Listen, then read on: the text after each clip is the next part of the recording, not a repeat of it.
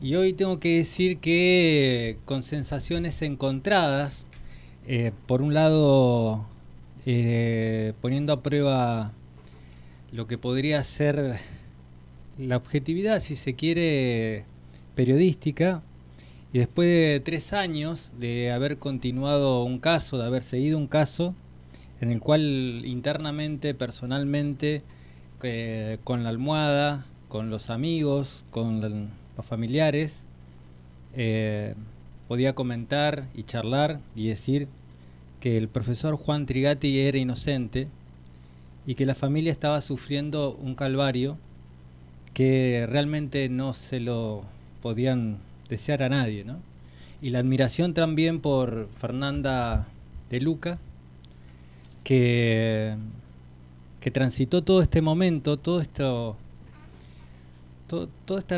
terrible, ¿no?, que le pudo pasar a esa familia desde hace 3 años. El 7 de octubre de 2021 fue aquel momento en que lo voy a recordar así para hacerlo rápidamente.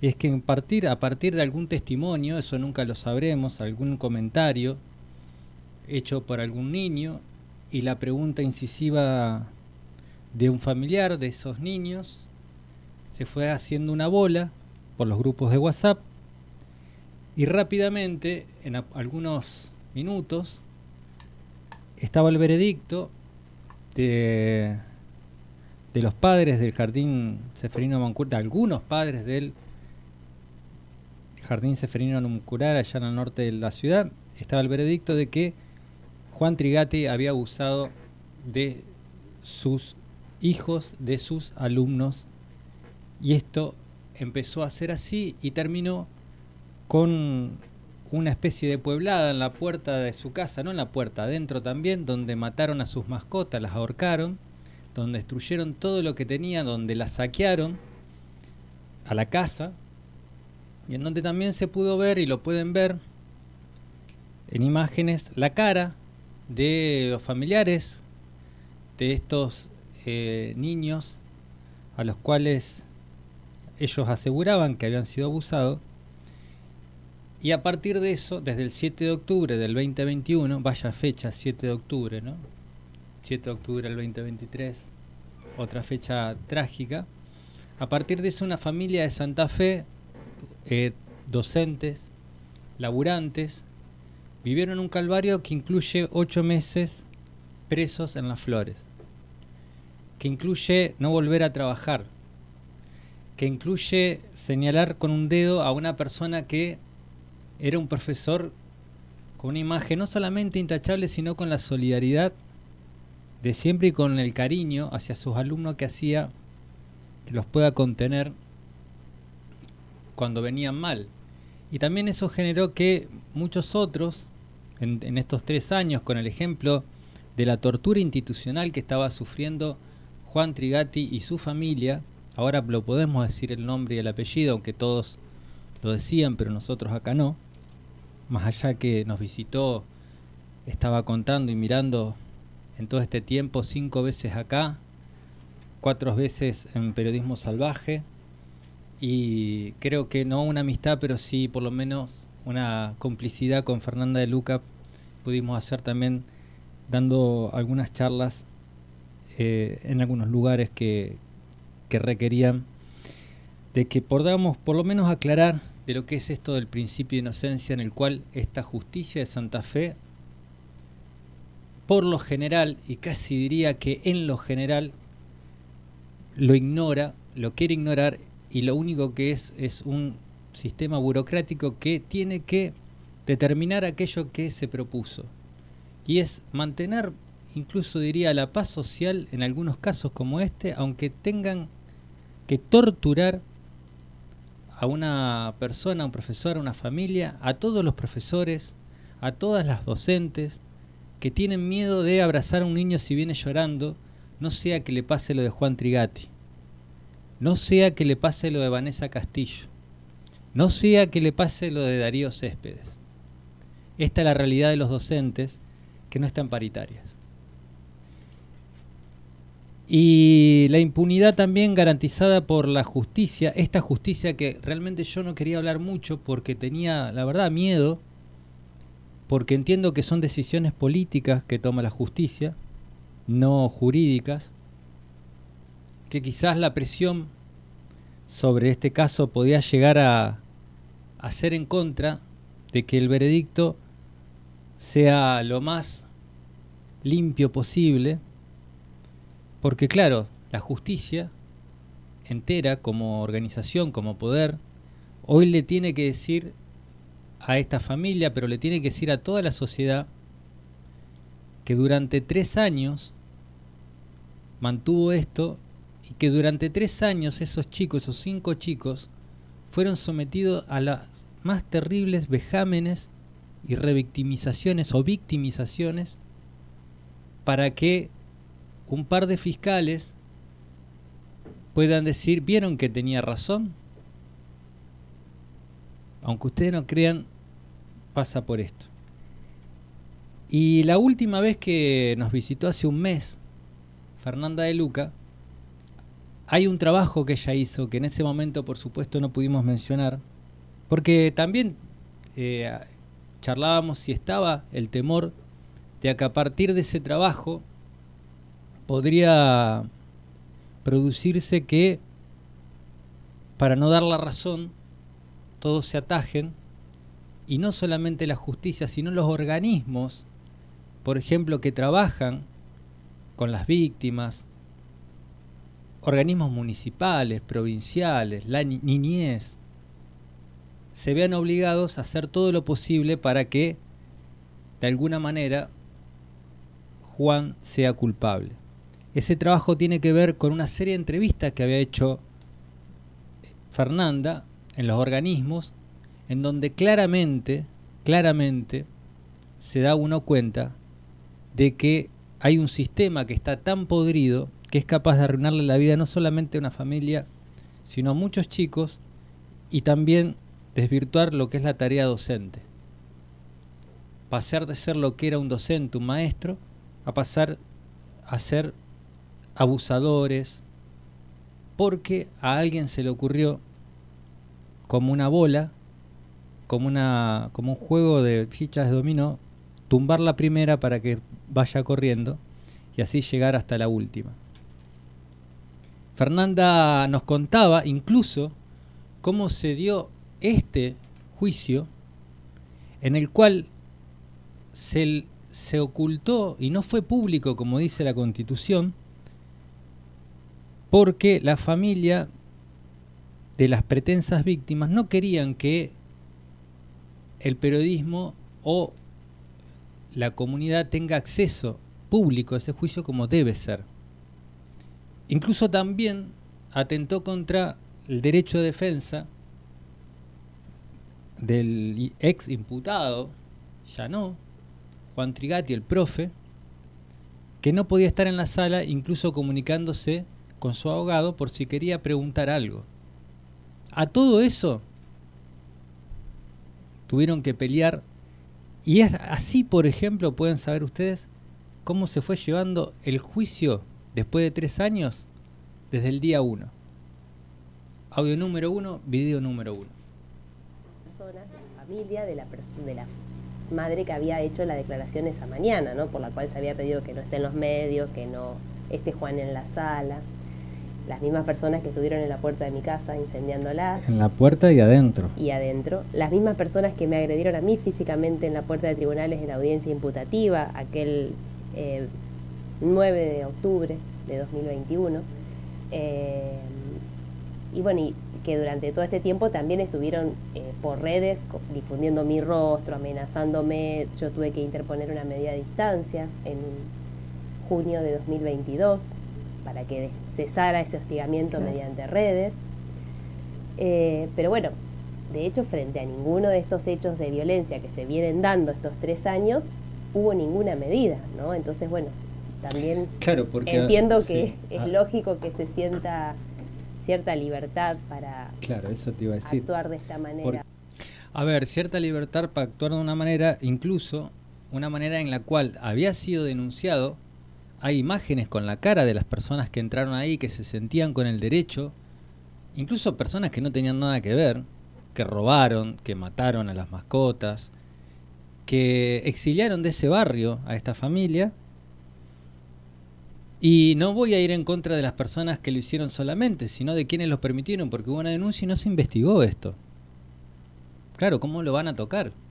Casi como que la justicia le decía, ustedes tienen razón en no confiar en la justicia y tienen razón en hacer lo que quieran, porque lo que realmente funciona es el linchamiento mediático, el linchamiento social. Y no solamente eso, también se metieron con la familia y también se metieron con los niños, los hijos de Fernanda y de Juan, se metieron y los amenazaron. Esto nos contaba Fernanda. Abiertamente amenazaron a uno de mis hijos en redes. Entonces, la verdad es que durante todo este tiempo nosotros hemos tratado de, más allá de la situación en la que nos encontramos y la que nos ha puesto esta situación y que entendemos que es absolutamente fortuita, que podría haberle pasado a cualquiera en la institución, que recayó sobre Juan, porque ya muchas veces he hablado cómo puede surgir este tipo de denuncias, que debía ser investigada, pero no necesitaba violentar a todos los involucrados de la forma en que lo ha hecho esta causa, ¿no? Y no solamente por la violencia propia de las personas que están haciendo la denuncia, sino por la, primero, inacción ante los hechos de violencia hacia nosotros. Eso en primer lugar. A ver, ayer justamente estábamos con otro caso de un verdadero abuso laboral en donde es condenado el presidente del Tribunal de Cuentas, Oscar Biagioni, y termina ese presidente siguiendo como tal y las personas víctimas teniendo que irse de ahí. Esa es la justicia del poder. Incluso también sectores que responden a supuestamente una sororidad hacia a las mujeres no le dieron bolilla a esta chica o a estas chicas o a estas mujeres, a estas abogadas, a estas profesionales, porque evidentemente tenían que tocar el poder patriarcal. Ya que estamos con eso, lo podemos decir, el poder patriarcal que ejerce, por ejemplo, el señor Biagioni. No tiene que ver entonces con el género, tiene que ver evidentemente con el poder. No tiene que ver con la ideología, sino que tiene que ver con los intereses. No tiene que ver con la ideología, tiene que ver con burócratas que necesitan sumar puntos para ascender en su carrera judicial. Y el abuso institucional, para que ustedes vean quiénes fueron y cómo realmente sí fueron abusados niños, en este caso, Fernanda se encargó de sistematizar lo que fue todos estos 3 años y todo lo que hicieron con estos niños para que les cierres la teoría que un día, hace 3 años, empezó a circular en grupo de WhatsApp y tenía que ser cierta. Así es como se trabajan cuando hay tantos intereses, causas como estas de abuso infantil. Hemos usado como muletilla esto de que al niño hay que creerle, de que al niño hay que escucharlo. La verdad es que lo que hemos visto en esta causa es que a los niños no se los escucha. En realidad se escucha a los adultos y se somete al niño hasta que dice lo que el adulto está diciendo. Y eso es gravísimo. Cuando la gente, todavía gente que no conoce la causa, que no nos conoce y que no tiene por qué en realidad ni creernos, obviamente escucha 5 niños en un caso, ¿cómo puede ser mentira?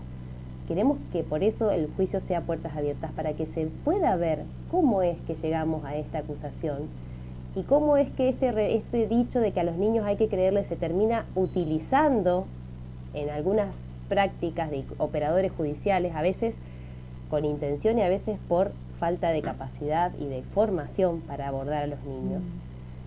Al punto de que cuando hay un adulto que dice algo, en lugar de dar el tiempo de contener y de encontrar diferentes modos de abordaje para entender lo que sucede con esta familia, con este niño, con este padre que dice, no, se tortura al niño en tantas veces como sea necesario para que el niño termine confirmando lo que dice su padre.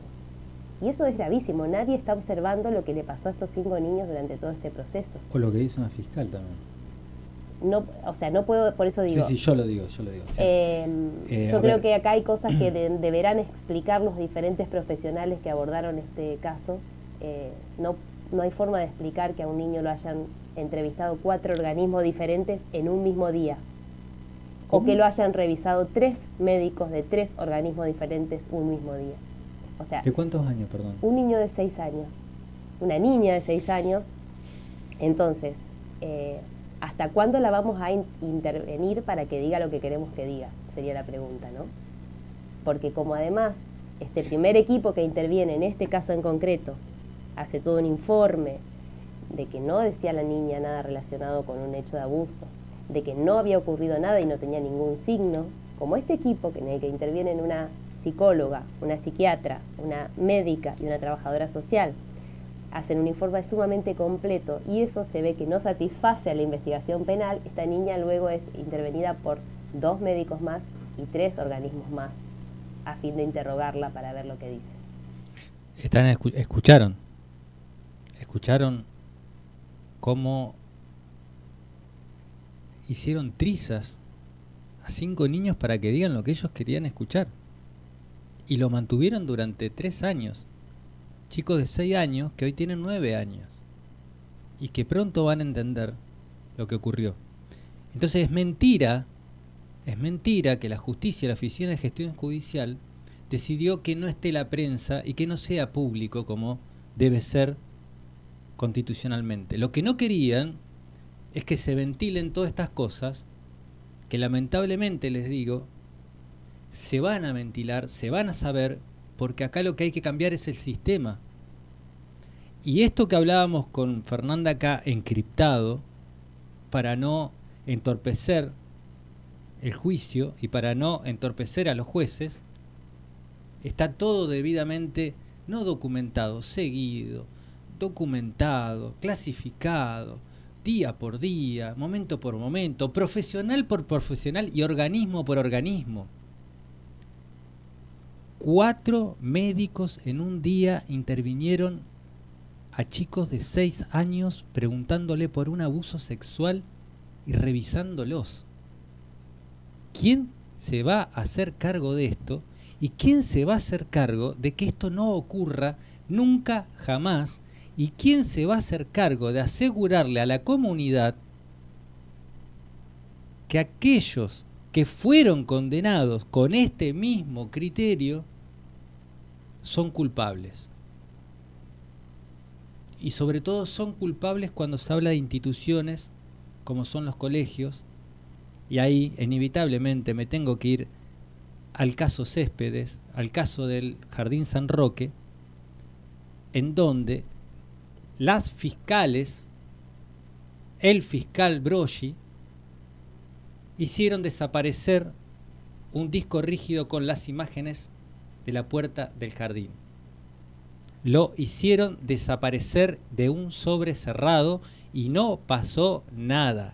Incluso hoy estaba sentado como fiscal el mismo señor Matías Broggi y a su lado el señor Necier,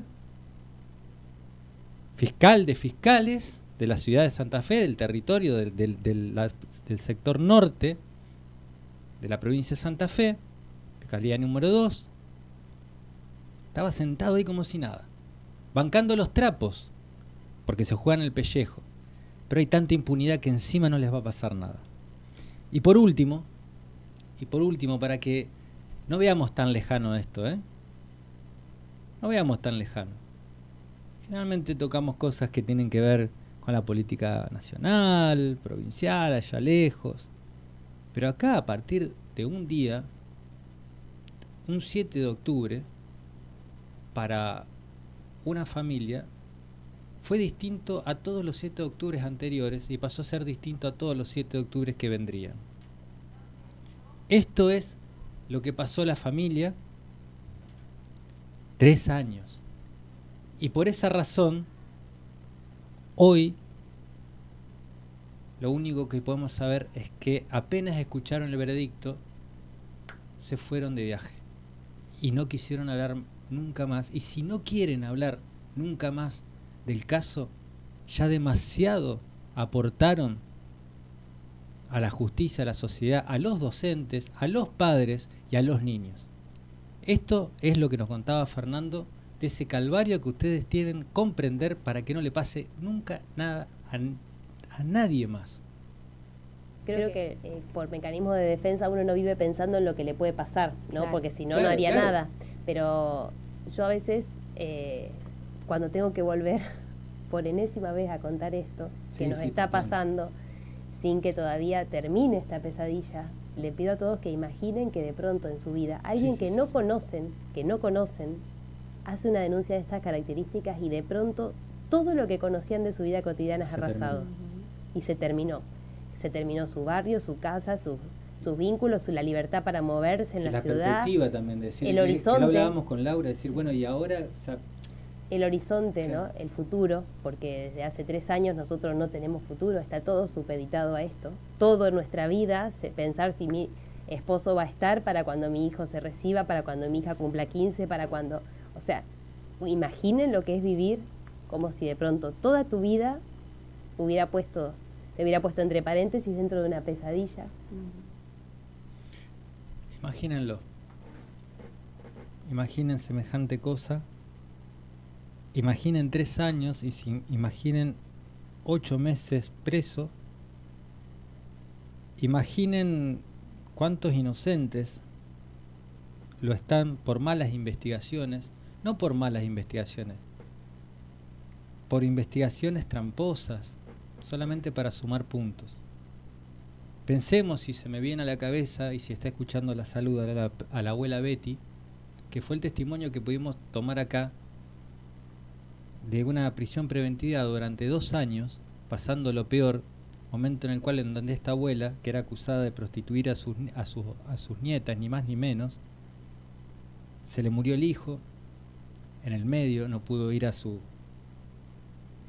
sepelio, y vino acá y dijo, se terminó. ¿Y quién le devuelve eso?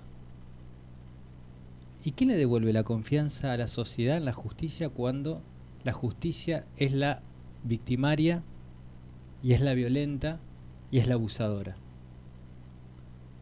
Muchísimo por cambiar y mucho más que una Corte Suprema, si es eso lo único que le interesa al poder. Esto es Periodismo Salvaje y hoy es un día raro porque no es un día donde se hizo justicia, pero sí es un día donde por lo menos algunos que nos involucramos en estos nos sentimos aliviados porque no se podía imaginar qué hubiese pasado si la política hubiera ido incluso más allá y hubiese condenado por conveniencia a Trigati. Ahora hay que revisar todos los casos en los que intervinieron estos organismos, estos fiscales y también estos jueces.